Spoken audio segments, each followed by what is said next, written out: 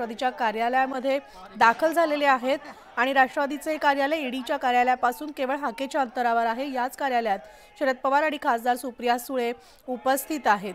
त्यामुळे रोहित पवार यांचे समर्थक सुद्धा राष्ट्रवादीच्या कार्यालयाजवळ जमलेले असून आज चौकशी दरम्यान नेमकं काय काय घडतंय हे पाहणं महत्त्वाचं ठरणार आहे।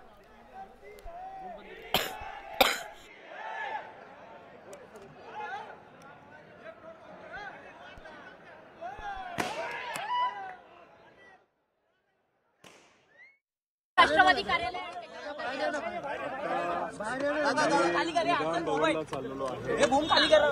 विधान भवनचं दर्शन तिथे घेईल लोकशाही ठीक आहे। लोकांनी मला तिथं निवडून दिलं, ज्यांच्यासाठी लढतो त्याचं एक ते प्रतीक असल्यामुळे तिथं छत्रपती शिवाजी महाराजांच्या पुतळ्याचं दर्शन घेऊन आदरणीय पवार साहेबांना भेटायला मी जाईल।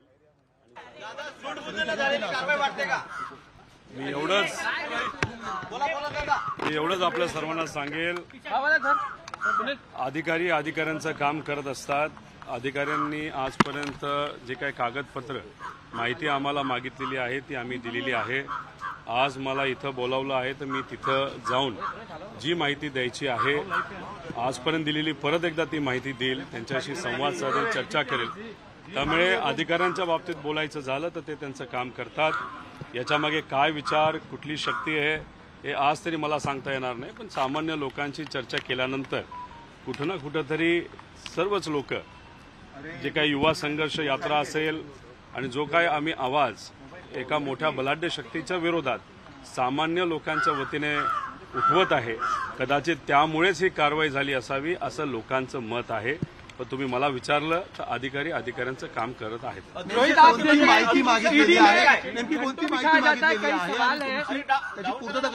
खरं तर आतापर्यंत जी माहिती मागवलेली आहे आणि ती आम्ही जी दिलेली आहे, आम्ही CIDला सुद्धा दिलेली आहे, EOWला दिलेली आहे, ईडीला सुद्धा दिलेली आहे। परत तीच माहिती मागितल्यामुळे ती माहिती घेऊन मी आज ईडी ऑफिसला स्वतः जाणार आहे। याआधी वेगवेगळ्या नेत्यांना तासनतास आपण पाहिले की दिवस ईडी ऑफिसमध्ये बसवलेले आहे, तशी मानसिक तयारी तुमची झालेली आहे? मानसिक तयारी म्हणजे तिथं गेल्यानंतर अधिकार तो त्यांचा असतो, तिथं त्यांचं चालतं, ते जसं बोलतील तसं आम्ही करायला तयार आहोत। आणि चूक केली नसेल तर मग घाबरायचं कारण काय? तिथं जाऊन आपल्याला पुढं काय करायचं आहे, लोकांचे जे काही विषय मांडलेले आहेत ते सरकारकडनं सुटत नाहीत, त्यासाठी रणनीती काय करायची, तिथं जर मोकळा वेळ मिळाला त्या बाबतीत नक्कीच मी विचार करेल। आणि ऑफिसमधनं आल्यानंतर आदरणीय पवारसाहेबांच्या मार्गदर्शनाखाली परत एकदा लोकशाही मार्गाने लोकांसाठी लढण्यासाठी आम्ही सर्वजण तयार असतो। अपवाद सोडला तर आतापर्यंत ज्यांनी ईडी कार्यालयात हजेरी लावलेली आहे ते आज महायुतीमध्ये दिसून येत आहेत, तुमचा पुढचा पवित्रा काय आहे? बघा, मी या सगळ्यांच्या प्रेरणेने चालणारा एक कार्यकर्ता, एक मराठी माणूस आहे आणि यांच्या मार्गदर्शनाखाली चालणारा जो कार्यकर्ता असतो तो कधीही पळून जात नाही, तो लढत असतो, संघर्ष करतो। आणि मी सुद्धा या थोर व्यक्तींच्या विचाराने चालणारा एक मराठी माणूस आहे आणि मराठी माणूस म्हणून प्रामाणिकपणे जे काही सहकार्याचं करेल ते करेलच, पण पळून जाणार नाही, लढत राहणार जोपर्यंत यश मिळत नाही तोपर्यंत।